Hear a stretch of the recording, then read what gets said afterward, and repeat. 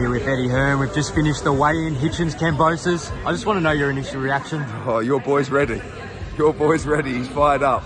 Listen, like, if Hitchins wasn't with us, I would be so pumped for George. And I'm pumped for him anyway, but it's always difficult when you represent both guys. It's like, guys, we've got you the opportunity, you go fight. May the best man win.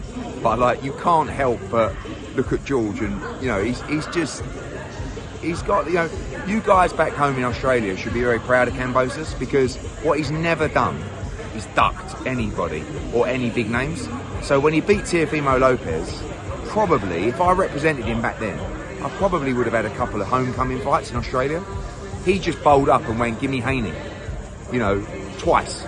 And then give me Lomachenko. And now give me Hitchins in his backyard.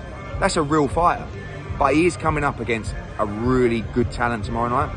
And if Richie can keep his composure, it's going to be a tough night for George.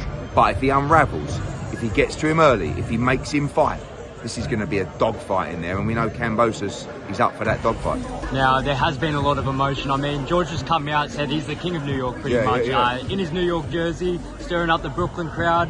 Do you think that, emotion will play a big part with Hitchins? I think, to be honest with you, Richie seems quite cool. The team, on the other hand, they want to fight now with Jim and everybody else. So, like, but a lot of this fight depends on, one, what George has left, and two, how Richie can compose himself in that cauldron of madness tomorrow night.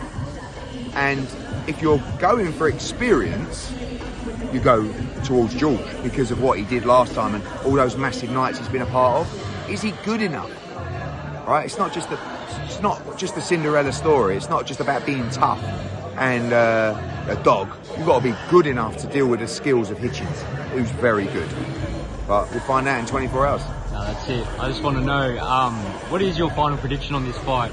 I can't. I mean, look. I mean, I'll be honest. Like, sometimes my honesty will get me into trouble. But the brain would say Hitchins on points, right? But for me, the first 3 rounds of this fight are really important.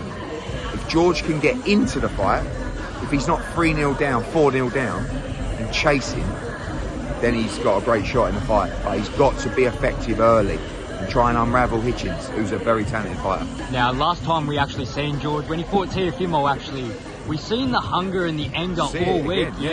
I mean, listen, when we did the show in March, it was a very different George, to be honest with you. Like, obviously Jake had to jump in and he done amazing, but like the whole, shout out Jake Wiley. He's just not.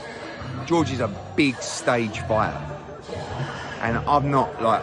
What I'm seeing from him today is what I saw against Teo. And we haven't seen that really since that fight. But this is what brings it out. Do you know why? That's why he's here. Because he's not here for the money. He's got loads of money. The money he's making for this fight, don't get me wrong, for some people it's life-changing, not for George. He's here for legacy. If he wins this fight, he's the greatest Australian fighter of all time, I think. Beating Teo, beating Hitchins, twice in New York, 2-division world champion.